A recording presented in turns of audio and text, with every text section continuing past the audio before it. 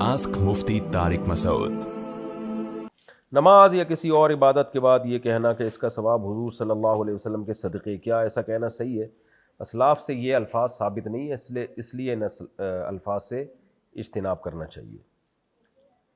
لوگوں نے اپنے آپ کو بڑی ٹینشن میں ڈالا ہوتا ہے، کوئی بھی نیک عمل کرتے ہیں تو میں ایک جگہ ہوتا تھا تو وہ دعا مانگتے تھے، کوئی بھی کام کرتے تو وہ اتنی لمبی دعا، اس کا ثواب آدم علیہ السلام کو پہنچے، نوح علیہ السلام کو پہنچے، ابراہیم علیہ السلام کو پہنچے، ہوتے ہوتے پھر نبی صلی اللہ علیہ وسلم سے ہوتے تمام صحابہ۔ بھائی کیوں اپنے آپ کو ٹینشن میں ڈالا ہوا ہے یار؟